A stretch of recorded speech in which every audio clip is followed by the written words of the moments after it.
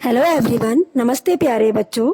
मैं श्रीमती ज्योति सराफ, शिक्षिका जांजगीर चांपा, राज्य छत्तीसगढ़, कक्षा 11वीं, विषय व्यवसाय अध्ययन के अंतर्गत आज आपको इंटरनेशनल ट्रेड, अंतर्राष्ट्रीय व्यापार के बारे में बताऊंगी। जब कोई देश अपनी सीमाओं से बाहर विनिर्माण एवं व्यापार करता है तो हम उसे अंतर्राष्ट्रीय व्यवसाय कहते हैं। अंतर्राष्ट्रीय व्यवसाय अथवा बाह्य व्यवसाय को इस प्रकार समझा जा सकता है कि यह वह व्यावसायिक क्रियाएं हैं जो देश की सीमाओं के पार की जाती है। यहाँ यह समझना आवश्यक है कि प्रायः व्यक्ति अंतर्राष्ट्रीय व्यवसाय का अर्थ अंतर्राष्ट्रीय व्यापार से लगाते हैं। वास्तव में अंतर्राष्ट्रीय व्यवसाय एक व्यापक शब्द है जो दूसरे देश से व्यापार एवं वहाँ वस्तुओं एवं सेवाओं के उत्पादन से मिलकर बना है।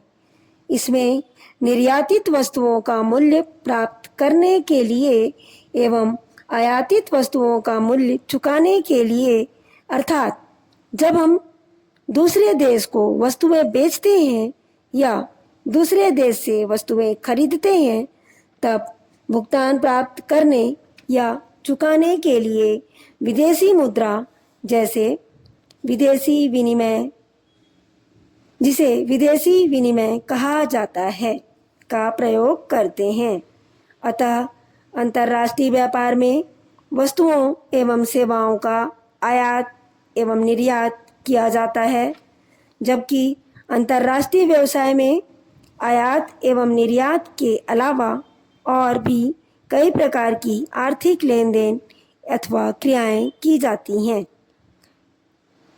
अतः कहा जा सकता है अंतर्राष्ट्रीय व्यवसाय को दो या दो से अधिक राष्ट्रों की सीमाओं के पार किए जाने वाले व्यवसाय के रूप में वर्णित किया जा सकता है, जबकि अंतर्राष्ट्रीय व्यापार अंतर्राष्ट्रीय व्यवसाय का एक हिस्सा है। अंत में हम कह सकते हैं अंतर्राष्ट्रीय व्यवसाय वह व्यावसायिक क्रिया है जो देश की सीमाओं के पार की जाती है। इसमें न केवल वस्तुओं और सेवाओं का व्यापार सम्मिलित है, वरन पूंजी, व्यक्ति, तकनीक, बौद्धिक संपत्ति जैसे पेटेंट, ट्रेडमार्क, ज्ञान एवं कॉपीराइट का आदान प्रदान भी शामिल है।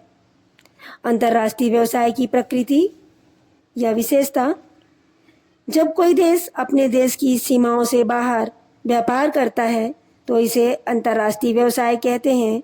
इसकी विशेषताएं इस प्रकार हैं। पहला है दो देश की भागीदारी। अंतर्राष्ट्रीय व्यवसाय के लिए दो देश की आवश्यकता होती है, अर्थात अंतर्राष्ट्रीय व्यवसाय तभी संभव है जब दो देश आपस में व्यवहार करने के इच्छुक हों।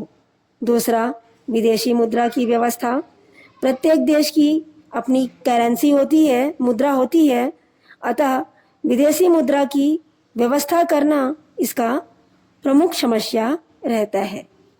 बिना विदेशी मुद्रा की व्यवस्था के यह संभव नहीं है।